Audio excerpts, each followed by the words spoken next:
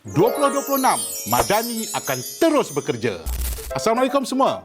Pejam celik 2025 bakal melabuhkan tiranya tidak lama lagi. Bukan sedikit pencapaian dan kejayaan yang telah kita kecapi bersama sepanjang tahun ini. Ekonomi negara terus diperkukuh melalui pelaburan yang lebih berkualiti, penciptaan peluang pekerjaan yang lebih luas dan pelaksanaan agenda pertumbuhan yang lebih inklusif.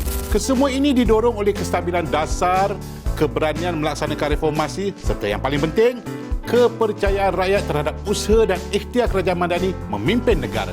Di peringkat antarabangsa pula, hubungan baik dan erat antara Malaysia dengan pelbagai negara telah membuka ruang kepada pelaburan strategik sekaligus memperkukuhkan lagi kedudukan Malaysia di persada global. Tuan-tuan dan puan-puan, segala pencapaian ini bukanlah sekadar retorik semata-mata. Bukan juga hanya angka dan statistik. Tetapi segala-galanya telah berjaya diterjemahkan kepada manfaat nyata untuk rakyat. Daripada kesejahteraan keluarga, peluang ekonomi baru hingga jaminan masa depan yang lebih kukuh dan lebih berdaya tahan.